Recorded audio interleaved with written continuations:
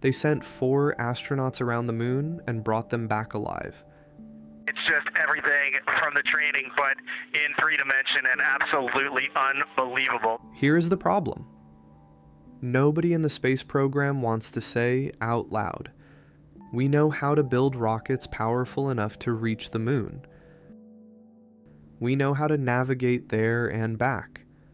What we do not know, what we have never been able to fully test until right now, is whether the human body can actually survive the journey to Mars.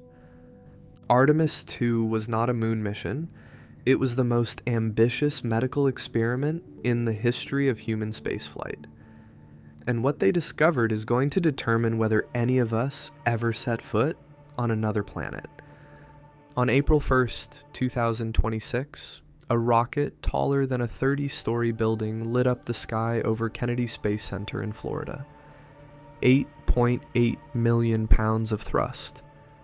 The most powerful rocket NASA has ever built. 4 astronauts, Reed Wiseman, Victor Glover, Christina Koch, and Jeremy Hansen, were on top of it. Most people saw the headlines. Humans went around the moon for the first time in over 50 years. They came back safe. Great story, moving on. But here's what those headlines missed entirely. This mission was never primarily about the moon. The moon was the backdrop.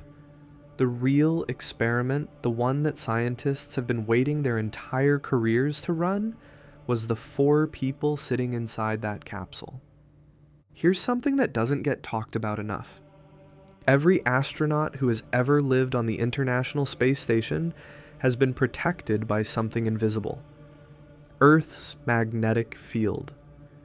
It wraps around the planet like a giant shield, deflecting the worst radiation that space throws at us. The ISS sits about 250 miles up. It's still mostly inside that shield. Artemis II went 252,756 miles from Earth. That's a record.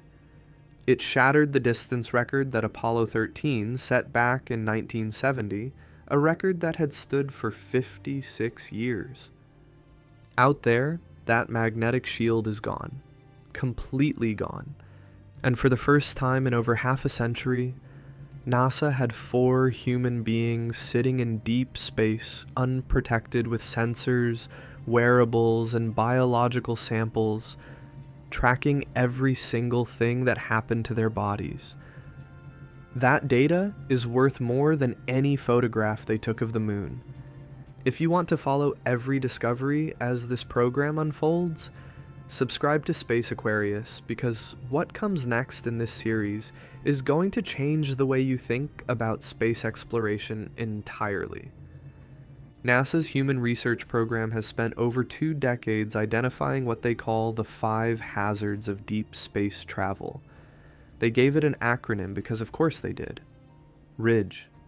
Radiation, isolation, and confinement. Distance from Earth. Gravity shifts. Hostile enclosed environment. Every one of those hazards was active on Artemis II. Let's start with radiation, because this is the one that keeps scientists up at night. Out beyond Earth's magnetic field, you're dealing with galactic cosmic rays. These aren't like X-rays or the radiation from a microwave. These are high-energy particles fired out of supernova explosions across the galaxy, traveling at nearly the speed of light. You cannot fully shield against them. If you try to build thick enough walls to stop them, the walls themselves create secondary radiation that can be just as damaging. The Apollo astronauts reported seeing mysterious flashes of light behind their closed eyelids during their missions. Not hallucinations. Cosmic rays punching straight through their retinas. Some of those astronauts later developed cataracts at unusually high rates. Artemis II launched during solar maximum, the peak of the sun's 11-year activity cycle, the worst possible time for radiation exposure. and NASA flew anyway, because the data they needed could only be collected right now, in these conditions, with real human beings on board. Here's where it gets interesting. The crew wore wearable sensors, part of an experiment called Archer, which stands for Artemis Research, for crew health and readiness. Think of it as a very advanced smartwatch that tracked their movement, sleep cycles, activity levels, and how close they were to each other at any given moment. That last part tells scientists something about team dynamics under stress. They also used dry saliva swabs, basically a piece of filter paper they put in their mouths at different points during the mission. Those swabs can measure cortisol and other stress hormones, pre-flight, in-flight, post-flight. A timeline of what stress actually does to the human body in deep space. And then there's Avatar. That stands for a virtual astronaut tissue analog response. Scientists took bone marrow cells derived from the crew's own blood and flew them on the mission. Real human tissue exposed to the actual deep space radiation environment. When those samples come back to the lab, researchers will be able to study exactly how deep space radiation damages human cells at the molecular level in a way that no computer model can replicate. Steve Platz, the chief scientist of NASA's Human Research Program, said it plainly. What we learn about the human body on Artemis missions is going to shape how we send humans to the moon and eventually to Mars for generations to come. Now, here's the part that even the scientists didn't fully expect. When the crew swung around the far side of the moon, the half that permanently faces away from Earth, they went 40 minutes with zero communication with Houston. Just 4 people and the oldest, most battered landscape in the solar system. Victor Glover, a Navy captain and test pilot with 168 days on the ISS, tried to describe what he was seeing in real time before the signal cut out. He couldn't find the words. His exact transmission was that humans probably have not evolved to see what they were seeing. That is not a man being dramatic. That is a trained military pilot telling mission control that what was outside his window was beyond his ability to describe. What were they looking at? The far side of the moon is nothing like the side we see every night. The near side, the familiar face is covered in vast, dark plains. Ancient lava flows that filled craters and cooled flat billions of years ago. The far side has almost none of that, less than 1%. Instead, it's craters, stacked on older craters. The crust is roughly 50 kilometers thicker on the far side than the near side, and scientists still don't fully agree on why. The crew photographed color variations across the surface that no orbiter camera had ever captured properly. Shades of brown and green on the near side. Subtle blue tints in certain regions. Human eyes pick up nuances that cameras flatten. Those color shifts reveal mineral composition and the relative age of surface features. Information that could reshape our understanding of how the moon formed. They also witnessed something no human had ever seen from that distance. A total solar eclipse from lunar orbit. Totality lasted nearly 54 minutes. The sun's outer atmosphere, the corona, flared out in a ring around the entire moon. And during that eclipse, both Wiseman and Hansen reported seeing brief flashes of light on the lunar surface. Possible meteorite impacts on the unprotected far side. Scientists in Houston asked for more details in real time. The moon is not the dead, fully mapped rock we told ourselves it was.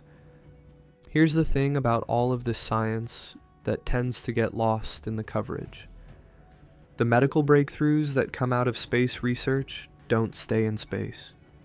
the compression suit that prevents dangerous blood pressure drops when astronauts return to Earth, developed because 80% of early space station crews couldn't regulate their blood pressure on landing. That research now benefits people with cardiovascular conditions right here on the ground.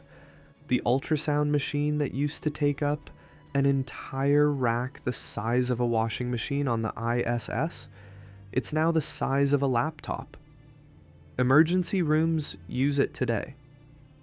And the next generation will be the size of a cell phone capable of being used by a nurse in a rural area, guided remotely by a doctor hundreds of miles away. Every experiment on Artemis II is a step toward that kind of return. The saliva swabs measuring stress hormones, the wearable sensors tracking sleep and team dynamics, the bone marrow cells exposed to deep space radiation.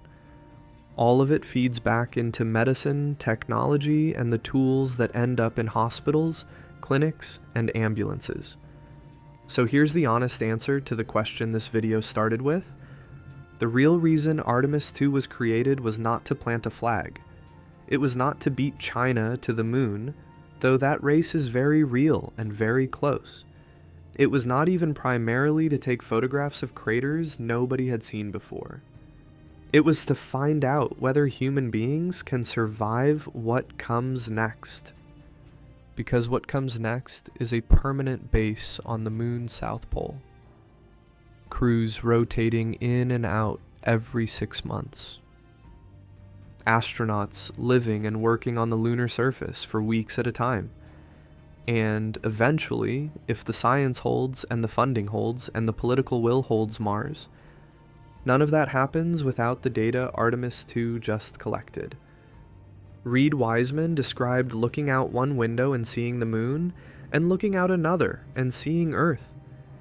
He said it reminded him how much we have in common, that everything we need, Earth provides, and that you can't truly understand that until you've had the perspective of being that far away. The crew named a crater after Wiseman's late wife, Carol, a bright spot on the boundary between the near and far sides of the moon, visible from Earth if you know where to look. That's what this program is actually for. Not just data, not just engineering milestones, but the expansion of where human beings can go, what they can see, and what they can build when they get there. The capsule is home, the crew is safe, and somewhere in a lab right now, scientists are opening those saliva swabs and those bone marrow samples and learning things that will matter long after the headlines have moved on. If this video made you think differently about what Artemis II really was, hit that like button, subscribe to Space Aquarius so you never miss what's coming next, and drop a comment below telling us, do you think we'll actually have a permanent base on the moon by 2032? And if you know someone who loves space, share this video with them right now, because the next mission changes everything, and most people have no idea what it actually is.